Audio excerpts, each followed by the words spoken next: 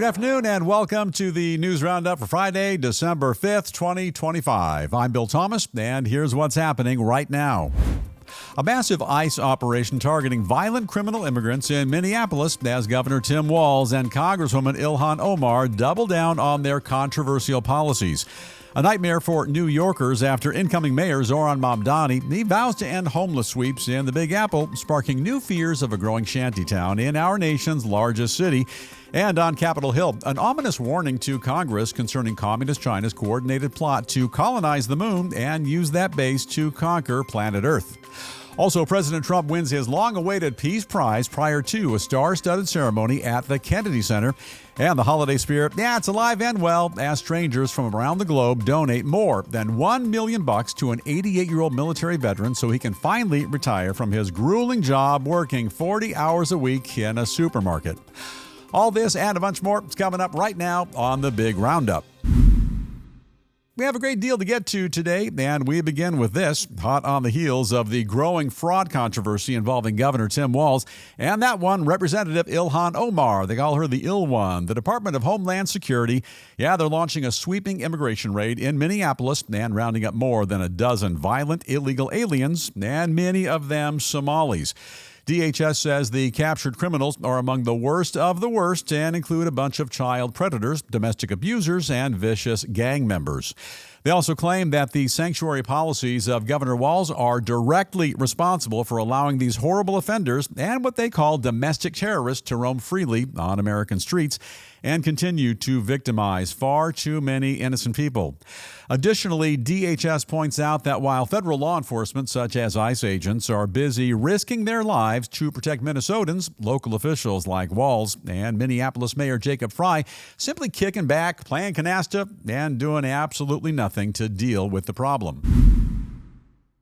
Not to be left out, Congresswoman Omar is sticking to her guns, doubling down and claiming that there are hardly any undocumented Somali immigrants here in the U.S., saying it would be easier to find a needle in a haystack. However, the esteemed lawmaker might want to reconsider her position since several of her fellow Somali nationals have already been nabbed in the raid, including a number of career criminals previously convicted for fraud, robbery, also assault, and more. It's just despicable. Earlier this week, President Trump apparently reached his limit with Omar's nonsense, calling the Congresswoman garbage and accusing both her and her fellow Somali migrants of doing nothing but complaining once they enter our country. Ilhan Omar is garbage. She's garbage. Her friends are garbage. These are people that do nothing but complain. They complain. And from where they came from, they got nothing. Well, for their part, both Governor Walz and Representative Omar are standing their ground, defending both their actions and the integrity of Minnesota's immigrant population and condemning the president's dangerous and unprecedented remarks. In the meantime, a growing number of agencies within the Trump administration, they're now launching widespread investigations into a network of Somali groups in Minnesota, which are linked to a massive $1 billion COVID-era fraud scandal. Now, among the shocking accusations, a failure by Walz to properly audit the disbursement of public funds. Final thought, and this is the News Roundup Lowdown. With each passing day, the state known as the land of 10,000 lakes keeps popping up in the news. And unfortunately, it's not good news. Right off the bat, a message for the guy who's loitering in the governor's mansion in Minnesota. His name is Tim Walz. Resign. Resign, move out, get a job as an assistant manager at a bookstore. Your state is being poorly run, and the bulk of the fine people in your state do not appreciate crime, fraud, corruption, gangs, and all the rest. Lives are being destroyed, and all on your watch. And by the way, in case you missed it, this is not the first time that the Timmer has scored a starring role as a villain on the Big Roundup, and he made a special guest appearance right here on yesterday's program. Just a reminder, he's the guy who right now is in the middle of an epic fraud investigation where hardworking, honest American taxpayers, folks like you and I, were pickpocketed to the tune of $1 billion. But he says, I know nothing. Here's the real kick in the head. It's more than just money. It's the amount. And the fact that those monies were initially set aside to feed hungry children, that's just salt on a festering wound. This is nothing short of repugnant, and each and every one of us nationwide, not just Minnesotans, all of us should demand full accountability, and not only from Governor Walz, the Timster, but from Minnesota's fine congressional representative, Ilhan Omar, whom some are saying is involved in the scam as well.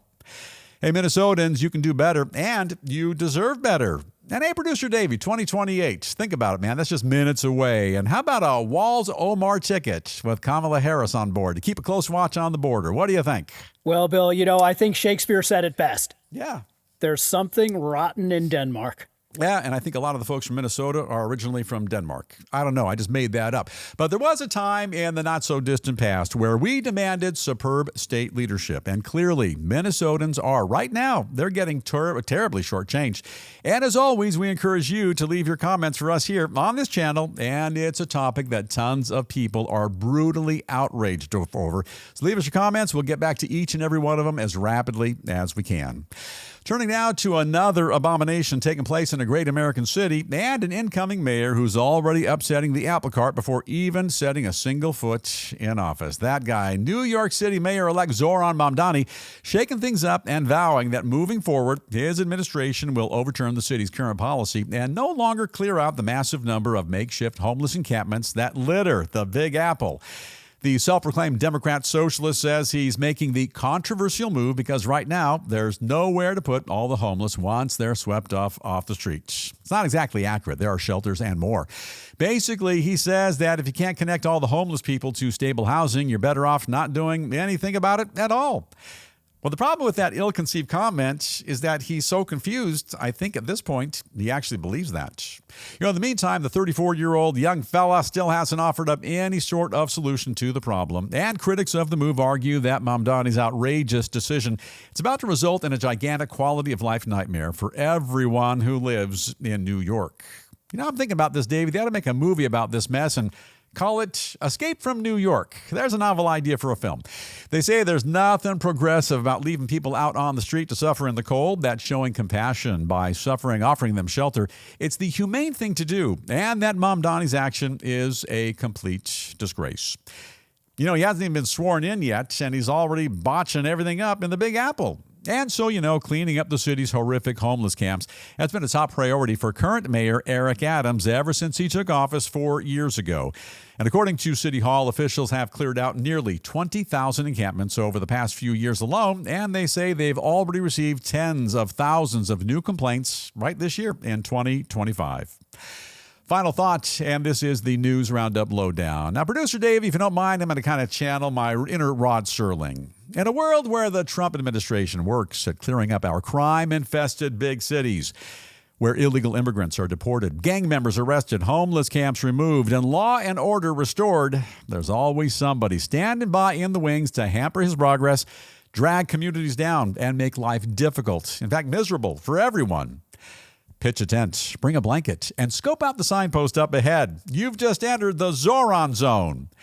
You're a knucklehead, Mamdani. Even the outgoing mayor of New York, a Democrat, has tried to rid the city of these homeless encampments. What's progressive about littering your streets and your neighborhoods with homeless people living in squalor and freezing to death in the middle of winter? It's more than just an eyesore, and this authentically concerns health, public safety, and common sense.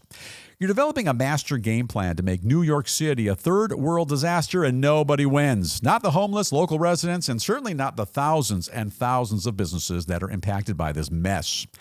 Hey, Producer Davey, I'm kind of a compassionate guy, but he's taken a life and death issue where the fix is already in, and he's trying to turn back the clock to restore mayhem. Chime in, man. Well, it doesn't make a whole bunch of sense, Bill. I mean, look, just because the homeless need help, it doesn't give them the right to set up shop wherever they want. It's dangerous, it's unhealthy, and it's unfair to everyone else. Absolutely. New York, you made your choice. You kind of chose the wrong cat to lead your tiny little town into the next several months. Watch very carefully, and things are going to get real ugly with each and every passing day.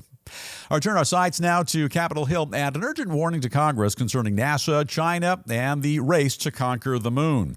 A number of experts testifying before a House subcommittee and alerting lawmakers that our nation's current standing as the world's top space power is in dire jeopardy. They also say that if we don't get our act together in the very near future, we could soon lose our edge to the Chinese communist regime. Now, according to one lawmaker, the Chinese Communist Party, the CCP, has undertaken an international coordinated and strategic effort to compete with the U.S. space program, and that's now paying extreme dividends. Goes on to say that right now China is proceeding at a much more rapid pace than we are, and that their ultimate goal is to have complete dominance of the outer realms. In the meantime, the experts say there's a new real threat that China will actually land their astronauts on the moon and become the first country to set up permanent settlements there, and long before we have a chance to do it ourselves. They go on to warn that whoever establishes a colony on the moon first will wind up setting all the rules and protocols which follow, and that if China is the one to do it, the future of humanity right here on Earth, it's not going to pan out well. Also, according to experts, for America to succeed, the government must redouble their efforts and support both NASA and the private sector at the same time, and all while avoiding cumbersome regulations which could hamper any future innovation. Now, final thoughts, and this is the News Roundup Lowdown. It's good to know that China is an active participant in a critical, difficult to understand, almost impossible to comprehend scientific game called Follow the Leader. Davey, follow the leader? Follow the leader, Bill. Yeah, it is follow the leader. That country's communist regime under the expert tutelage of that handsome fella, Xi Jinping, is right now trying to do something we did more than a half a century ago. That's push a rocket off the pad, land on the moon, go for a walk, cruise around Moontown on their version of a lunar rover, and all while they take a long look at all those lovely U.S. flags that we planted way back when. My outer space amigo, astrophysicist, that handsome devil, Neil deGrasse Tyson, he's been clear that we've got to make a return trip to the big white rock, and for a number of reasons. And one of which is that he sees the moon as a stepping stone to make it to Mars and beyond. There's also this. Helium-3 is an isotope of helium that's rare on Earth, our home base, but there's a ton of it on the moon. They say it's a promising fuel for clean energy fusion reactors and is also needed for quantum computing applications. And by the way, because we were there first, on behalf of the USA, I'm calling dibs on the whole planet. And if China really wants to pop in for a landing, they'll need a permission slip from the White House and from the News Roundup crew. Now, Producer Davey, what you thinking? Is China going to beat us at our own game, or are they just trying to play catch-up? And I hope Pranav, our editor, is not putting up a bottle of ketchup. Are they trying to play catch-up? It's not going to happen, Bill. Look, we set the mark by being the first on the moon. We're going to do it again. Yeah, I think we will go back. Not in the very near future, but in time. The great American astronaut Neil Armstrong, the first man to walk on another planet, the moon, he said that's one small step for man and one giant leap for mankind. Although it sounded better when he said it. Editor Pranav the Magnificent. Cut 16, if we could, please. It's one small step for man, one giant leap for mankind. If China ever gets there, they can always say, we copied the USA and we deserve a second place trophy. No trouble at all. Now, a couple additional headlines we are keeping a very close watch on here in the News Roundup newsroom. And up first, Russian President Vladimir Putin paying a visit to New Delhi for his annual summit with Indian Prime Minister Narendra Modi. Now, at the powwow, the two leaders cementing their friendship and agreeing to boost trade, expand their energy ties, and allow India to lease one of Russia's nuclear-powered submarines. Back here at home, the Supreme Court, they're reviewing the recently redrawn congressional map in Texas and allowing the new gerrymandered configuration to be used in next year's midterm elections. By the way, that decision coming as litigation continues to make its way through the legal system. And turning to healthcare, a new poll showing that 1 out of every 4 Americans who are currently covered through the Affordable Care Act, which is no longer real affordable, say they'll consider going without any health insurance coverage at all if their monthly premium rates soon double, as we're all expecting. Out of the world of business, and a quick glance at a couple of stories which are shaking the branches in finance, trade, and a bunch more. And leading off, a mega merger in Hollywood as Netflix agrees to buy the studio and the streaming business of Warner Brothers Discovery. It's a deal worth a whopping $72 billion. Some say it might even go beyond that. Among the high-profile properties they're acquiring, Batman, Harry Potter, HBO Max, and a bunch more. Moving along, budget retailer Dollar General announcing plans to open up hundreds of new stores next year right here in the U.S. And they say that business is booming thanks to economic uncertainty, also value-seeking shoppers like Davey and I, and the great discount prices. That's the place to go for Christmas shopping. And in a bit of tech news, a dire warning now from the British computer scientist who's considered the godfather of AI, now predicting that the upcoming transition to artificial intelligence could leave millions of workers in the dust and result in massive unemployment all over the planet. Now, a quick gander at a bit of rock and roll showbiz news, and we'll kick things off today with an over-the-top performance for the ages at the Kennedy Center in Washington, D.C. A big star-studded World Cup draw taking place earlier today involving President Trump, a bunch of different celebrities as well, like Heidi Klum, comedian Kevin Hart, Tom Brady, and more. Even my spies tell me that Shaq was on hand today, the great basketball player Shaq. Also, a rousing performance of YMCA by the Village People during the high-profile event. President also receiving the inaugural FIFA Peace Prize for making the world a safer place. Hey, Dave, you feel safer? Much safer, Bill. What about you? I feel a smidgen safer. Hey, here's the deal. Bigger than the Beatles, louder than Metallica, and a reported golf handicap of 2.8. You add it all up, and 47 is the biggest rock star on the planet. You know, he's been instrumental in ending wars. Russia's war against Ukraine, it's a work in progress. He was robbed of the Nobel Peace Prize, and there is today nobody more deserving of this epic award than our president, Donald J. Trump. Rock on, Chief. And moving along, wedding bells are going to be ringing in 2026 for pop star Taylor Swift and her boy toy, Travis Kelce. And it seems as though the Swift one won't let anything stand in her way. Money talks. According to reports, the billionaire was determined to tie the knot at a swanky Rhode Island resort on June 13th. But the venue was already booked, so she simply cut a nice fat check and snagged the other bride's desired wedding date right out from under her nose. You know, here's the deal. Swiftie is a fine young performer. By all accounts, a terrific role model, and she's even easy on the eyes. Take a look at that smiling face. However, that posh Rhode Island wedding venue is going to most likely set her and that baseball captain boyfriend of hers back millions of dollars. Bill, hold up, Bill. He plays football, not baseball. He throws a ball across a green pasture, and then life goes on. Now, here's a better idea. You make a trip to Las Vegas. You run down to the Chapel of Crystals. They're at chapelofcrystals.com. I checked them out online. They're going to square you up with some nuptials for as low as $59. Look, I'm no genius, but I know how to save a buck, and I'm just trying to help. Davey, am I just trying to help? Just trying to help, Bill. I'm just trying to help. And finally, a story certain to bring a tear to your eye and a warm, fuzzy feeling to your heart. Following the release of a viral video on social media, strangers from around the world have forked over more than $1.5 million, and all to help an 88-year-old military veteran step aside from his job working at a grocery store in Michigan. The grateful senior returned to the workplace more than a decade ago after losing both his pension and his longtime wife to an illness, and he says that moving forward, he plans to live a little bit of the life he always hoped for. Sounds like less of a sob story and more like a country song. In any event, that is kind of a great way to end the week. A big story about an American veteran who needed just a pinch of help and one generous soul who came to his rescue. So our Rock and Roll Showbiz Hero of the Week award goes to Australian good guy Sam Wiedenhofer, who put this whole thing in motion. Now, as he rapidly approaches 90 years old, Ed Bombas can finally slow down, ease into retirement, and live the good life, which he is very well deserving of.